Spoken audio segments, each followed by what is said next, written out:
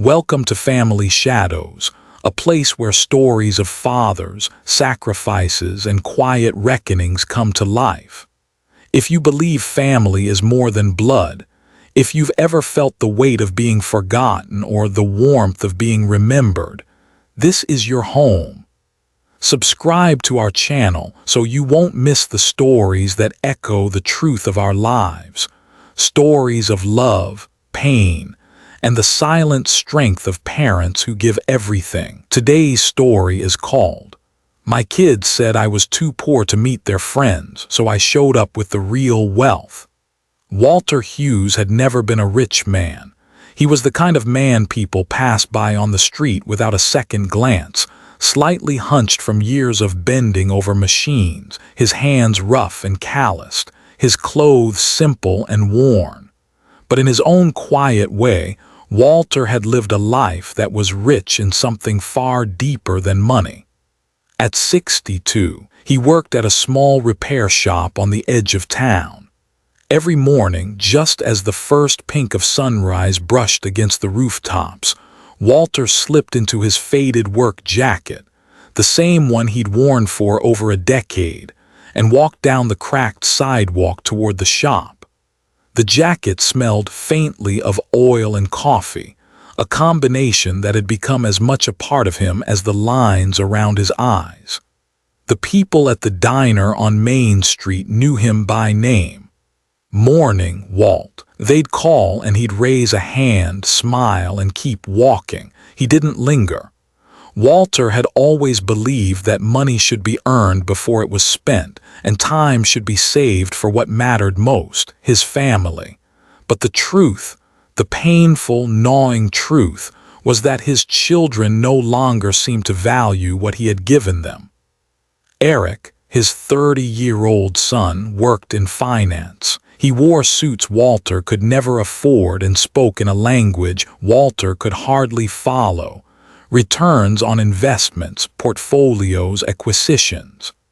Eric had sharp features, a quick smile for colleagues, but around his father that smile often faded into impatience. Amanda, 27, had carved her way into the world of marketing. Her social media feeds glowed with pictures of weekend brunches, wine glasses lifted against golden sunsets, and smiling friends in polished outfits. She had inherited her late mother's beauty, Grace's warm eyes, the curve of her lips, but her demeanor had shifted with the world she now inhabited. She loved her father, Walter knew, but she loved him the way someone loves an old photograph, with affection, yes, but also with a sense of distance. Walter couldn't blame them entirely. He had given his life to work. After Grace died, he'd never remarried, never took a vacation, never went on fishing trips with buddies. He worked. 2 shifts if he could manage, saving every penny for his kids. He wanted them to have the kind of future he and Grace had only dreamed of, and in some ways he succeeded. Eric lived in a sleek apartment in the city. Amanda had a car Walter never thought possible for a girl who used to ride the school bus with holes in her shoes. They had climbed the ladders he had held steady beneath their feet. But success has a way of sharpening pride and blunting gratitude. One evening, Walter stood in the kitchen, a pot of coffee simmering on the stove, when Eric came by. His son's tie was loosened, his hair slicked back, and his tone was hurried, almost impatient. "Dad, listen," Eric began, tapping his phone against his palm. "There's a company dinner tomorrow night. My team's hosting it. It's a big deal." Walter smiled, hopeful. "You want me to come? That'd be something. I haven't been to a fancy dinner in years." Eric hesitated. He glanced at the counter, at the chipped mugs, at the peeling wallpaper, then back at his father. "Actually, Dad, maybe it's better if you don't. You know how it is. These events are, well, they are image-driven. I don't want you to feel uncomfortable." The words were gentle in delivery but sharp in meaning. Walter swallowed. He didn't need anyone to translate what his son truly meant. "Your clothes are old. Your shoes are worn. You'll make me look poor." Amanda called that same night. She had her own gathering that weekend, a rooftop party with friends. Walter had thought maybe he'd come by, bring a pie like he used to when she was in college, but her voice on the phone was hesitant. "Dad, maybe not this time. The group is different. They might not get you. They might not get you." Walter sat in his kitchen long after both conversations, the coffee gone cold. He ran a hand over his jacket sleeve, over the little patch Grace had sewn years ago. The silence of the house pressed in. He remembered a day long ago when Eric was 10 and Amanda was 7. Money had been even tighter then. He had only $20 left in his wallet and 2 kids tugging at his arms, pointing at the carousel in the park. He had given them the ride, watched them laugh, and gone hungry himself that night, and he had never regretted it. Yet here he was years later, and the children he starved for now starved him of dignity. Still, Walter wasn't angry. Not exactly. Anger was hot and fast. This was something colder, heavier. It was disappointment, yes, but also a kind of grief. He grieved the innocence of his children, the way they once looked at him with awe. He grieved the loss of Grace, who would have known how to handle all this. Above all, he grieved the simple truth that his children could not see the wealth he had worked so hard to give them, not in dollars, but in sacrifices, in sleepless nights, in worn hands and broken backs. That night, Walter pulled out an old wooden box from under his bed. Inside were papers, stocks, certificates, investments he had quietly held onto. Back in the 80s, a friend had convinced him to put a little money into a small company called Hamilton Corp. At the time, it was a gamble. But Walter believed in hard work, in things that grew slowly like gardens. And over the decades, that gamble had turned into something substantial. He was quietly one of its largest private shareholders. He had never boasted. He never told Eric or Amanda. He wanted them to build lives on their own, not on his investments. But now, perhaps, the time had come to remind them not of his wealth, but of the truth, that appearances can deceive and that dignity runs deeper than a suit or a silk dress. Walter poured himself another cup of coffee. The steam curled in the air, faint and fleeting. He whispered to the empty kitchen as though Grace were there to hear. "Maybe tomorrow they'll see. Maybe tomorrow they'll understand." And with that, he folded his jacket neatly over the chair, ready for whatever came next. The next evening, the air in the city had that restless energy it always carried before a big event.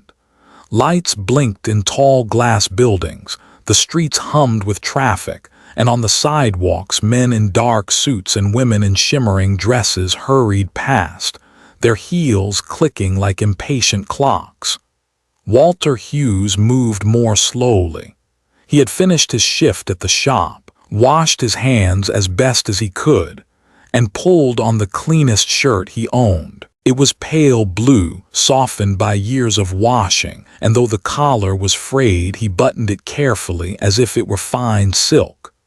Over it he wore the jacket Grace had bought him on their 20th anniversary. The seams were tired, but to Walter it carried her memory, and that made it priceless. He had not planned to go, not after Eric's words the night before.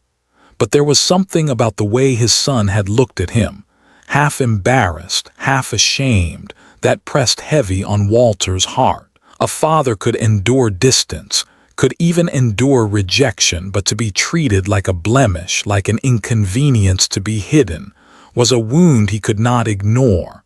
So he made his way downtown. The restaurant where Eric's dinner was held glowed with golden light.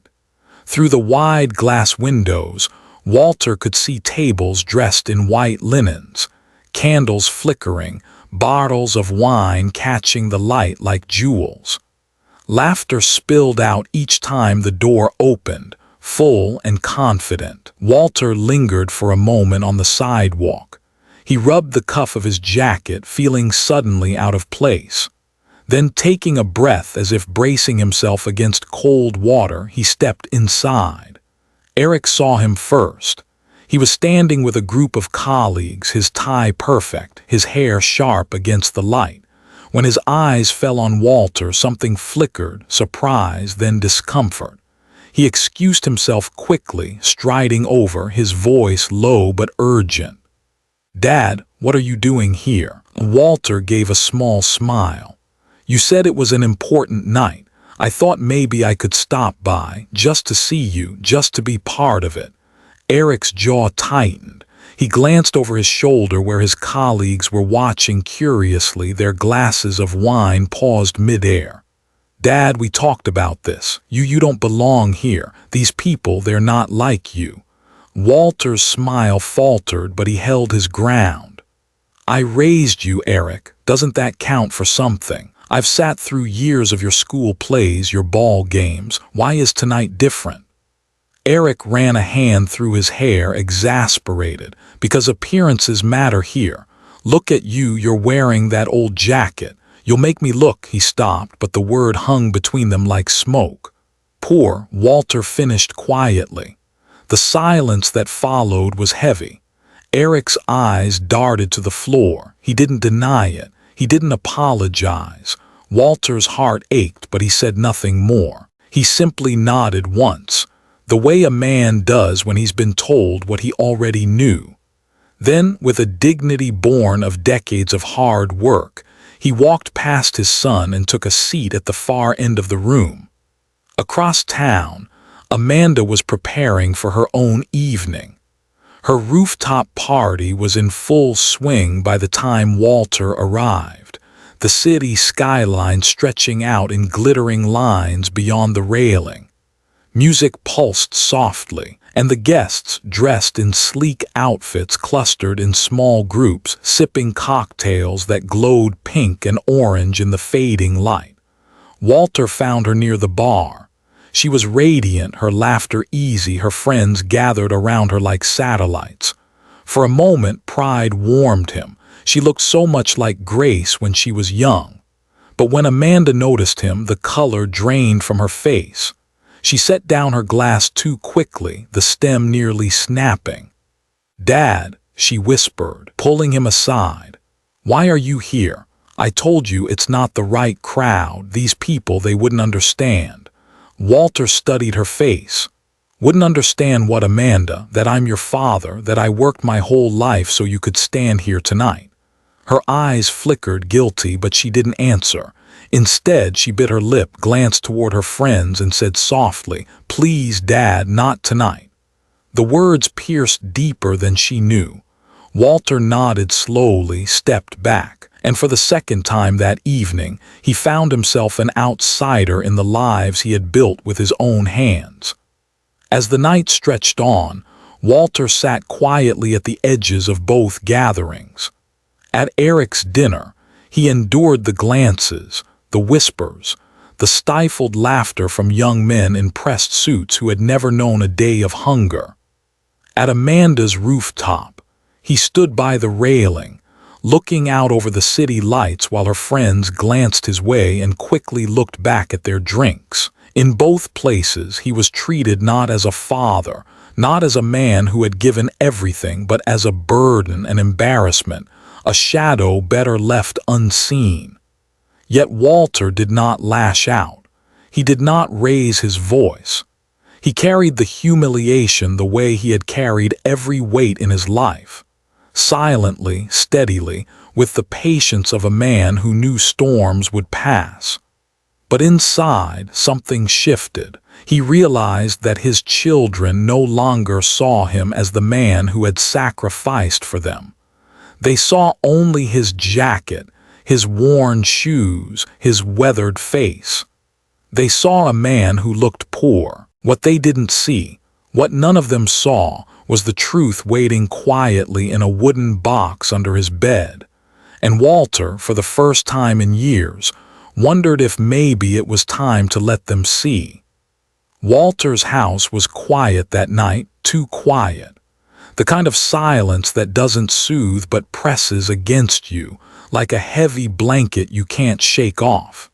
He hung his jacket on the back of a chair, the way he always did, and sat down at the kitchen table where the overhead bulb cast a pale circle of light across the wood. The table was scarred with years of family life, ink stains from Amanda's homework, faint scratches from Eric's toy cars, a burn mark from the time Grace set down a hot pan too quickly. Walter let his fingers trace those marks as though they were braille, each one a memory he could still feel under his skin. He remembered birthdays in this very kitchen. Grace would bake a cake, nothing fancy, just chocolate with a swirl of vanilla frosting. Eric would blow out the candles, cheeks puffed, eyes squeezed shut. Amanda would clap her hands, the sound bright and innocent.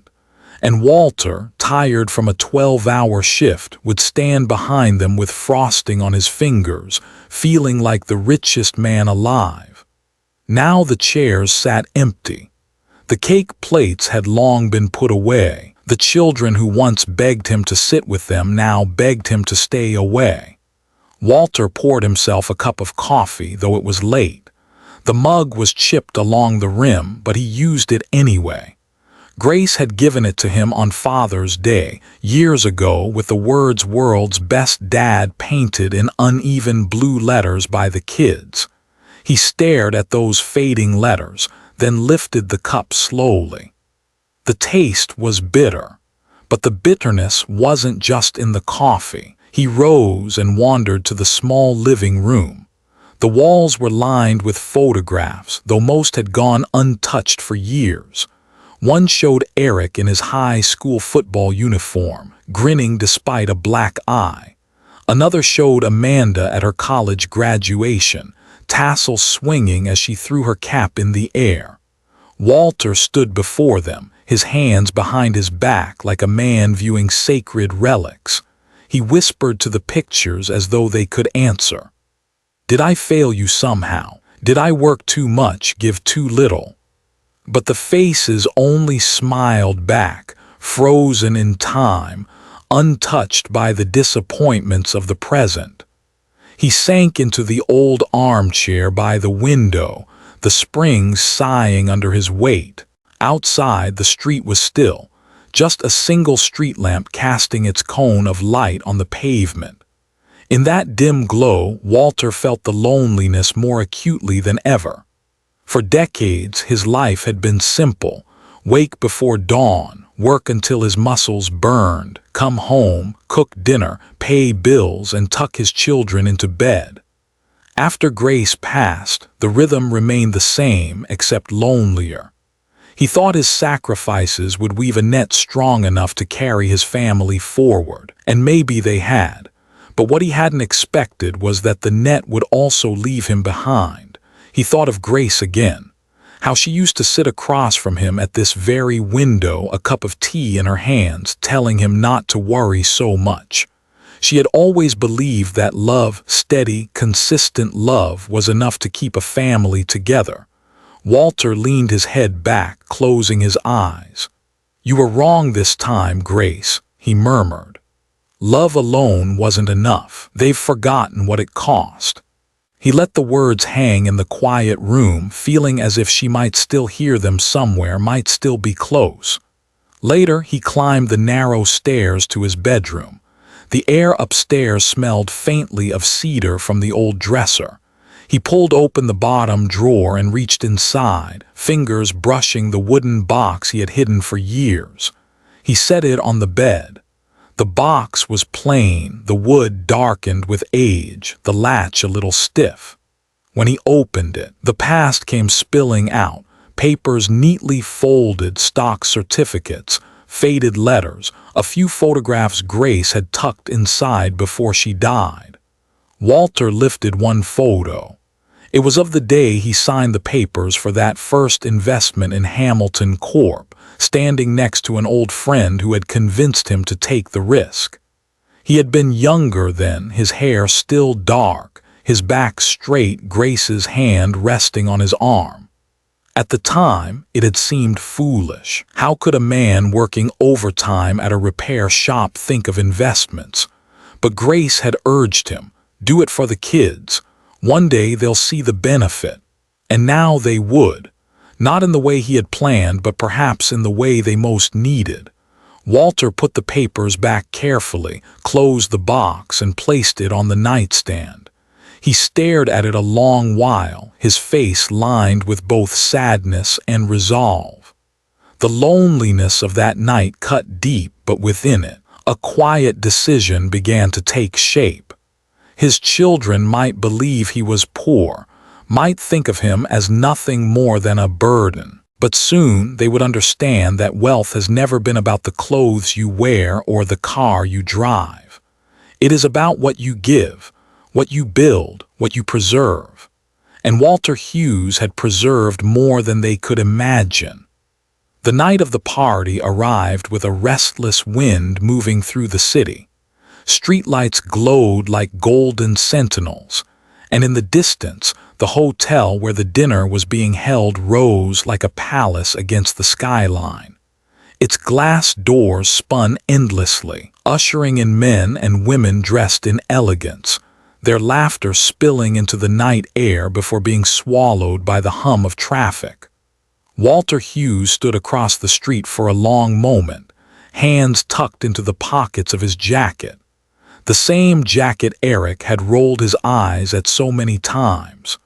The wind tugged at the frayed edges, but Walter straightened it, smoothed the sleeves as if they were tailored wool. He could almost hear Grace's voice in his ear. Walk in proud, Walter. You've earned the right to be anywhere your children are. So he did. Inside, the air smelled of perfume and polished wood. A chandelier hung overhead, scattering light across the ballroom in glittering fragments. Tables draped in ivory linen circled the floor, each one crowned with tall candles that flickered as if in rhythm with the conversation swirling around them. Waiters glided like shadows, their trays balancing glasses of champagne and plates of hors d'oeuvres Walter couldn't name. He paused just past the entrance, eyes adjusting, heart steady. He saw Eric near the center, surrounded by colleagues. His son looked every bit the part, confident, laughing, a glass of wine in hand, the kind of man Walter had always hoped he would grow into. For a moment, pride softened the ache in Walter's chest. But then Eric's gaze met his, and that pride cracked. Eric's smile faltered. The laughter dimmed. And in the space of a heartbeat, Walter knew he was not welcome. Eric excused himself quickly, weaving through the tables. His jaw was tight, his words low.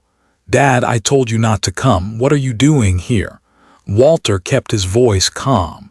"Just wanted to see you, son. Just wanted to be part of your world for a night." Eric glanced back at his colleagues. Some had noticed.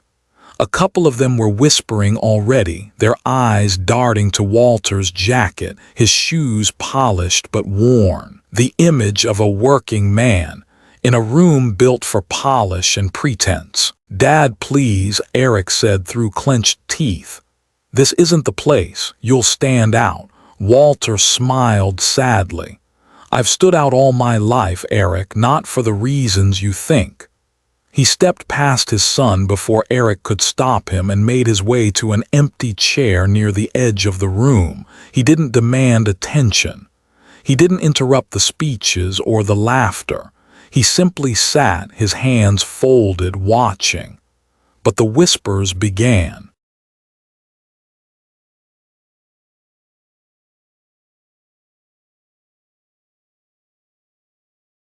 At a nearby table, a young associate leaned close to Eric's group and muttered something with a smirk. Heads turned toward Walter. One man raised his brows as if to say, "That's your father." Another chuckled, not cruelly, but with the kind of careless amusement that cuts deeper than intended. Walter felt the sting. He had been laughed at before, when he was a boy too poor to buy new shoes, when he was a man working nights while others slept. But this was different. This laughter came with the weight of his children's silence. Across the room, Amanda had arrived. She looked radiant in a sleek black dress, her hair styled in waves that caught the candlelight. For a moment, Walter's heart lifted. She had always been his little girl, the one who used to climb onto his lap and braid his hair with clumsy fingers. But Amanda saw him, and her smile faltered just as Eric's had.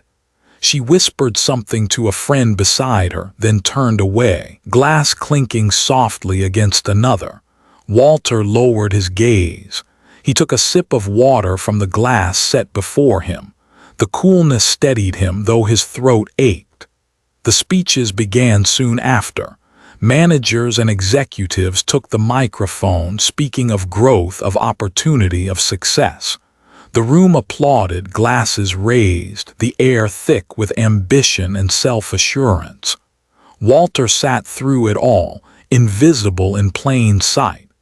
And then, during a lull in the conversation, a voice carried across the table near his. "Whose guest is that?" A young man asked, nodding toward Walter. His tone was amused, not curious. "He looks out of place." Another replied with a laugh, "Must be someone's relative. Can't imagine him working here." Walter didn't flinch. He let the words pass over him like cold wind. He had grown used to such judgments. But when he glanced up and saw Eric's face, saw the way his son avoided his eyes, cheeks flushed with embarrassment, that was the moment the knife twisted. He wasn't just being judged by strangers. He was being abandoned by his own. Still, Walter stayed. He sat quietly through the courses of food he barely touched. He listened as laughter rose and fell like a tide. He endured the whispers, the sideways glances, the unspoken question that seemed to hover over every table. Why is he here? But in Walter's heart, something steadier than humiliation began to grow. He thought of the wooden box upstairs at home, the papers tucked neatly inside. He thought of the years he had spent fixing engines, working nights, putting away a little money here, a little money there. He thought of Grace, telling him that one day the sacrifices would mean something. And he realized, as he sat in that glittering room of silk and glass, that perhaps the time had come to show his children what real wealth looked like. The evening moved forward with the rhythm of a well-rehearsed play. Waiters cleared plates, music drifted from a small quartet in the corner, and the hum of conversation swelled into laughter again and again. Walter sat quietly at his table, hands resting in his lap, shoulders drawn but steady. He did not try to insert himself into the swirl of voices. He did not call attention to his presence.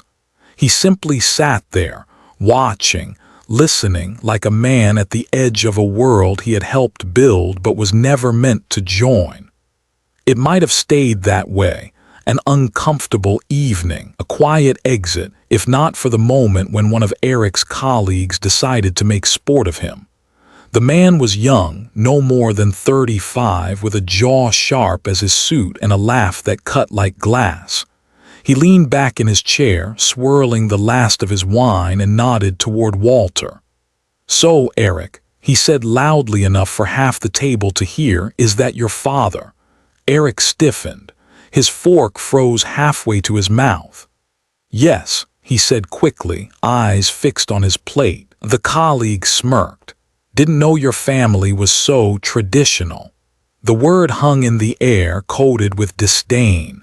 "You don't see folks in jackets like that around here. Guess he's old school." The others chuckled, soft under their breath but audible. One woman covered her smile with her hand, another leaned closer to whisper something into her friend's ear. Walter felt the heat rise to his cheeks, but he did not move. He looked down at his hands, at the lines and calluses etched into them like rings on a tree trunk. Those hands had built bicycles for birthdays, fixed broken faucets at midnight, and earned every paycheck that put food on the very plates his children grew up eating from. But here, in this room, those hands were a joke. Amanda appeared beside the table, arriving late from a conversation across the room. She slid into the empty chair next to Eric, her perfume drifting like spring blossoms in the air. For a moment, Walter's heart lifted again. Maybe she would break the silence, stand up for him, remind them all who he was. But when the colleague repeated his comment, this time with a sharper laugh, Amanda only smiled thinly, eyes darting away. The silence from his children was louder than the laughter of strangers. Walter swallowed. The room tilted slightly as though the chandelier overhead had shifted its weight. He steadied himself by gripping the edge of the table. The young man wasn't finished. "You know," he continued, his voice dripping with mockery, "my father would never walk in here dressed like that. But hey, respect, right? At least he showed up. More laughter, not cruel enough to be called bullying, not gentle enough to be brushed off. Just the kind of careless laughter that comes when people forget there's a human being sitting within earshot." Walter lifted his gaze slowly. His eyes found Eric's, then Amanda's. Neither could hold his stare. Both looked away. In that moment, memories pressed against him with unbearable weight. He remembered Eric at 16, standing in the driveway after wrecking his first car. Walter had worked 3 months of night shifts to buy that old sedan, and when he saw the dented hood, his heart had nearly broken. But instead of yelling, he had wrapped an arm around his trembling son and said, "We'll fix it together." He remembered Amanda at 12, sobbing on her bed after a cruel remark at school. Walter had sat with her, brushed her hair from her face, and whispered, "Don't let them decide who you are." And now here they were, grown, successful, surrounded by polished people. And it was they, the very children he had protected from shame, who allowed shame to fall on him. A waiter approached with a tray of wine. The glasses clinked softly as he set one before Walter. The young colleague smirked again. "Careful with that, sir. That's not the usual beer and burger crowd drink." This time the laughter was louder. Walter took the glass, his hand steady. He swirled the wine once, not looking at the man, not responding to the laughter. Then he took a slow sip. The taste was sharp, foreign to him. He set the glass down carefully, aligning it with the fold of his napkin as if the act itself restored some measure of dignity. And in his silence, the laughter faltered. The rest of the evening blurred, but the sting lingered. Every joke that brushed past him, every glance that skimmed his jacket, every polite smile that was more pity than kindness, it all pressed into him like thorns. Yet deep inside, under the sting, something solid formed. He thought again of the wooden box at home, of the Hamilton Corp shares folded neatly inside. He thought of the irony, that while these men mocked his jacket, they worked for a company he quietly owned more of than they would ever touch. He did not come tonight to boast. He had no desire to shame his children or prove anyone wrong. But sitting there, the laughter ringing in his ears, Walter realized that the time for silence was nearly over. His children had mistaken humility for poverty, simplicity for weakness. They had forgotten that wealth was not what you wore but what you built, and perhaps it was time they learned. The evening pressed on, but for Walter Hughes the air had grown heavier than the chandeliers above. Each laugh, each careless remark echoed in the hollow of his chest. He sat with his back straight, his fork untouched, his water glass nearly empty. He was not there to eat nor to be entertained. He was there for something else, though he hadn't realized it until now, Across the table, the young associate who had mocked him earlier leaned in again, eager to keep his little stage alive. "So, Mr. Hughes," he said, his voice syrupy with false politeness, "what do you do these days? Fix cars, patch roofs. Something honest, I suppose." A few chuckles followed. Not everyone laughed, but enough. And the worst sting came not from the young man's words, but from Eric's silence, Amanda's gaze fixed firmly on her plate. Walter set down his fork. He didn't hurry, didn't flinch. His voice, when it came, was calm. "Yes," he said simply, "something honest. I've worked with my hands all my life." There was a pause. Some expected him to stop there, to let the moment pass. But Walter's eyes lifted, and though his tone remained quiet, it carried in the hush that followed. "And I've worked with my head too. Years ago, when my children were small, I put a little money into a company no one believed in at the time. It was called Hamilton Corporation. They thought it wouldn't last. I thought otherwise." At the mention of the name, heads turned. Conversations nearby quieted. Even the quartet's soft melody seemed to fade. Walter continued, his words measured. "I held on to those shares. Through good years and bad. I didn't touch them. Not when money was tight. Not when it would have been easier to sell. I held on because I believed in building things for the long run. Like I believed in raising a family with patience and sacrifice." He leaned back slightly, folding his rough hands together on the white tablecloth. "So yes, I still fix machines. I still live simply. But I also happen to be one of Hamilton's largest private shareholders."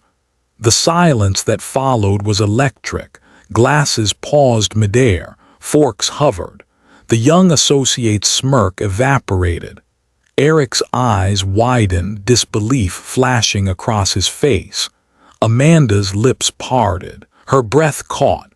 Neither had known. Their father, whom they thought poor, whom they thought an embarrassment, was quietly, humbly wealthier than most in that room could ever hope to be. Someone coughed lightly, the sound awkward in the stillness. Then slowly, a man at the far end of the table spoke with a new tone, curiosity laced with respect.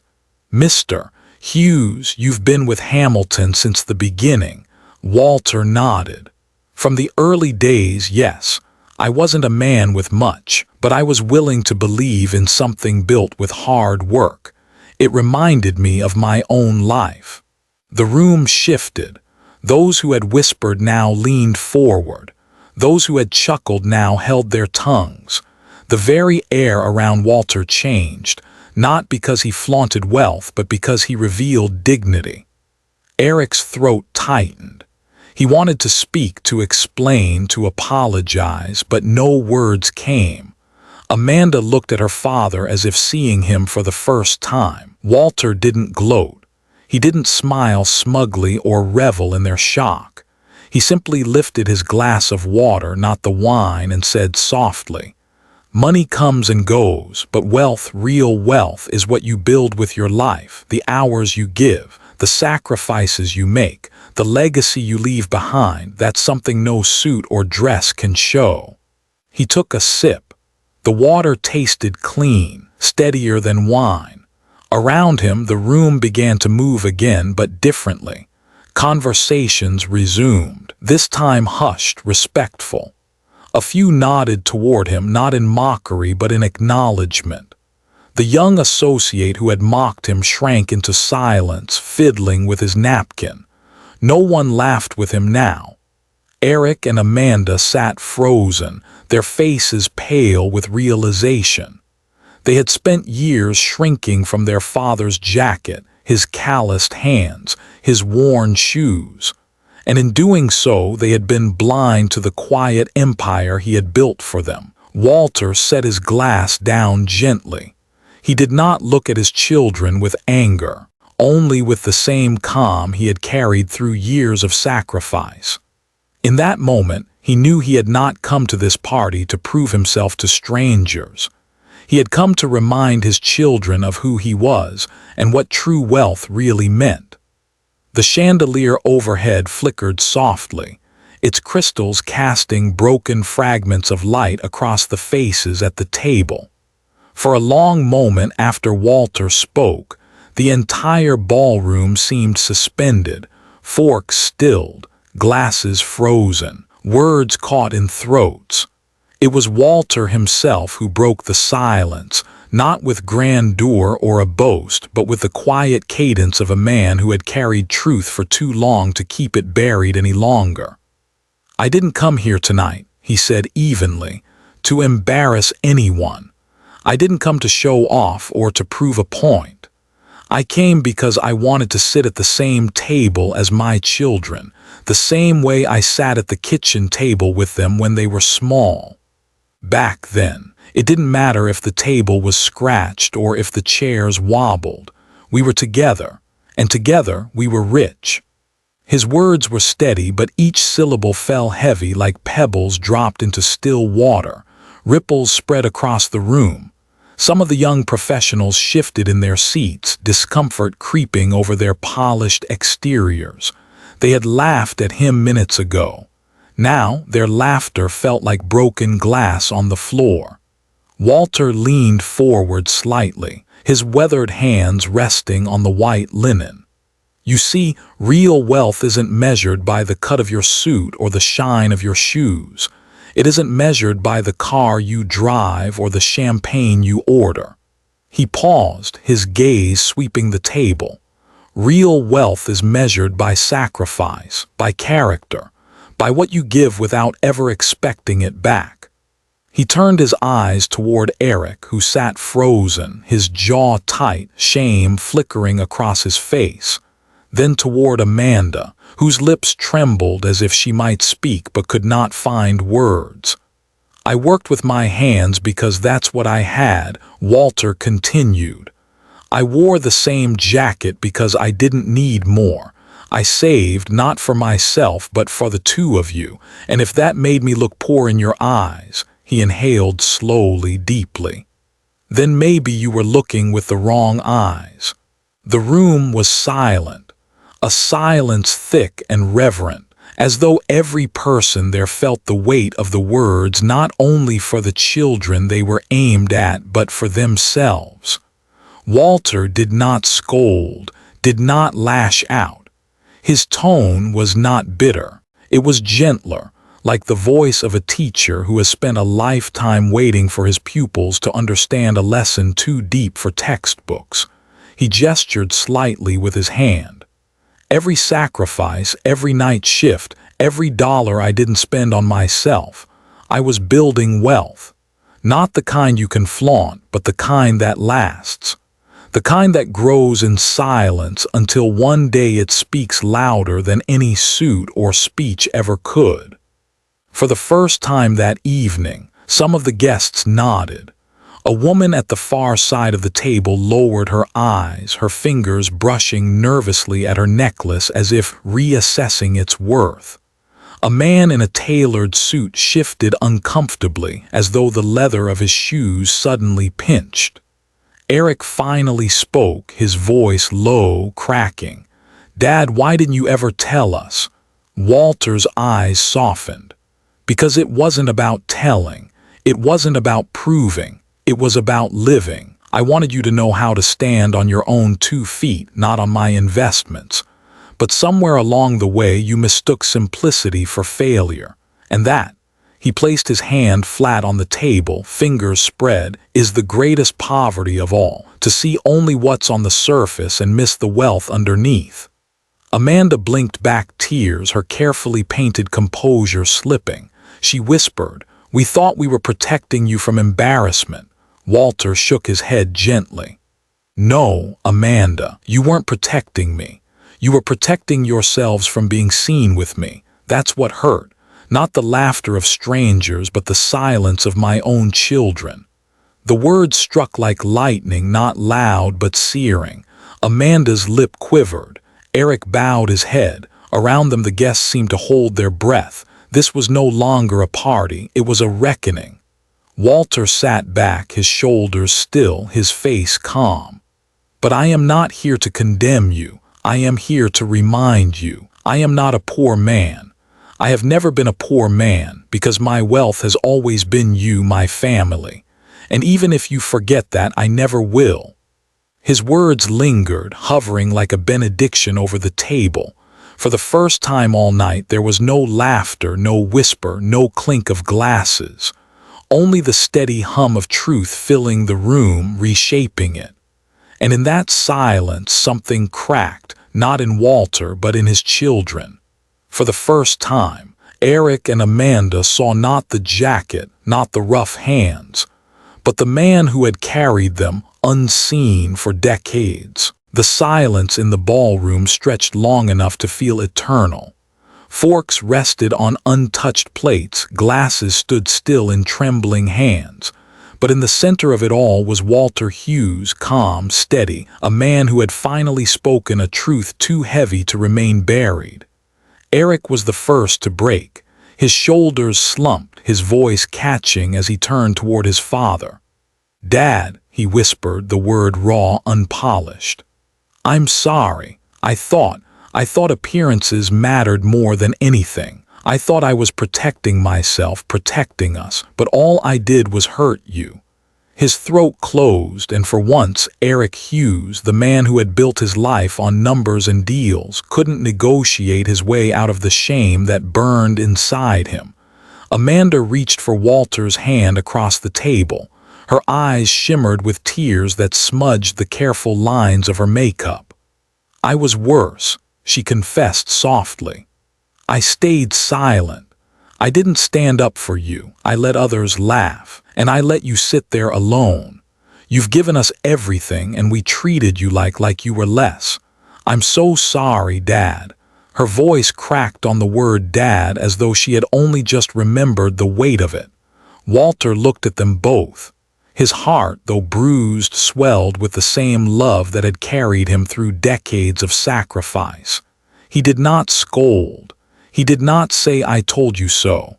He simply opened his arms. And in front of colleagues, executives, and strangers, Eric and Amanda leaned into their father's embrace. Walter held them, rough hands cradling the very people who once shrank from his touch.